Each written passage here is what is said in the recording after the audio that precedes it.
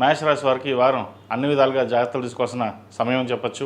వృత్తి ఉద్యోగాల్లో కొన్ని సానుకూల పరిస్థితులు గోచరిస్తున్నప్పటికీ కొన్ని అనాలోచిత నిర్ణయాల వల్ల నష్టపోయే అవకాశం గోచరిస్తోంది. ఉద్యోగం ఎంత ప్రయత్నించినప్పటికీ ఇంటర్వ్యూ దాకా వెళ్ళడం, అది మళ్ళీ వెనక్కి వెళ్ళడం ఇటువంటి జరుగుతుంది. ఒక్కొక్కసారి సహనం కోల్పోతుంటాం, కోపం అధికంగా ఉంటుంది. ఏదైనా సరే పట్టుదలతో ముందుకు సాగడం అనేది చెప్పదగింది. వీరికి ఏలినాశ నడుస్తుంది. శని అంత అనుకూలంగా లేదు. 1-2 సార్లు కష్టపడడం, ధనం రావాల్సిన ధనం లేటుగా రావడం లేదా రాకపోవడం, అధికంగా ఖర్చులు ఉండడం, సంతాన విద్యా విషయాల్లో కూడా అధికంగా ఖర్చు చేయడం ఇటువంటి జరిగే అవకాశాలు గోచరిస్తుంది. అదేవిధంగా ఆరోగ్య రుచి కూడా తగిన జాగ్రత్తలు తీసుకోవాలి. మెంటల్ స్ట్రెస్ అనేది ఎక్కువగా ఉంటుంది. స్టమక్ సంబంధించిన ఇష్యూస్ కూడా ఎక్కువగా ఉండే అవకాశం గోచరిస్తుంది. వాటి విషయంలో జాగ్రత్త తీసుకోండి. అదేవిధంగా ధనం సంబంధించిన వ్యవహారాలు కావచ్చు, బంగారం సంబంధించిన వ్యవహారాలు కావచ్చు, కొన్ని జాగ్రత్తలు తీసుకోవడం చెప్పదగిన సూచన.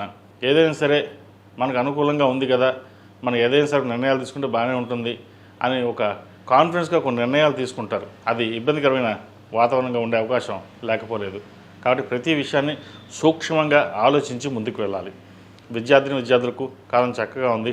విదేశీ విద్యకు సంబంధించిన వ్యవహారాలు సానుకూలపడుతుంది. ప్రభుత్వ ఉద్యోగం కోసం చేసే ప్రయత్నాలు ఏవైతే ఉన్నాయో వీరికి కలిసి వస్తాయి.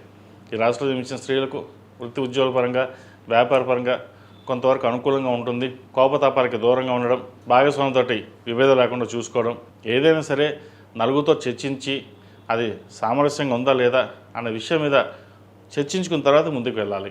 సొంత నిర్ణయాలు తీసుకోవడం వల్ల నష్టపోయే అవకాశం గోచరిస్తుంది. గడిచిన వారం కంటే ఈ వారం కొన్ని జాగ్రత్తలు తప్పనిసరిగా తీసుకోవాల్సిన పరిస్థితి గోచరిస్తుంది. అదేవిధంగా విదేశాలు వెళ్ళాలనుకున్న వారికి, విదేశాల్లో ఉన్నవారికి కొంత ఇబ్బందికరమైన వాతావరణం చోటు చేసుకుంటోంది. ఇటు వీసా విషయంలో కావచ్చు, గ్రీన్ కార్డు విషయంలో కావచ్చు, ఉద్యోగ రీత్యా కూడా కొంత ఇబ్బందికరమైన వాతావరణం ఉంది. ప్రతిరోజు ప్రతినిత్యం దక్షిణామూర్తి స్తోత్రం, శని స్తోత్రం పఠించడం చెప్పదగినది. 8 శనివారాలు శనికి తైలాభిషేకం చేయడం, అఘోర పశుపతి హోమం చేయించడం చెప్పదగిన సూచన.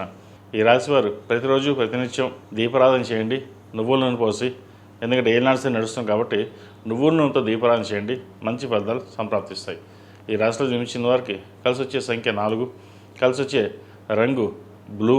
ఏదైనా పని మీద బయటికినప్పుడు సోమవారం కానీ గురువారం అడిగి వెళ్ళండి, మంచి ఫలితాలు సంప్రాప్తిస్తాయి. ఈ పూజస్టోర్.in పసుపు కుంకుమ నుంచి దేవత విగ్రహాల దాకా అన్ని రకాల పూజలు, వ్రతాలు, గృహప్రవేశం, హోమాది శుభకార్యాలకు కావాల్సిన పూజా సామాగ్రి అంతా ఒక్కొక్క క్లిక్ తోనే మీ ఇంటి వద్దనే పొందండి. ఈ పూజస్టోర్.in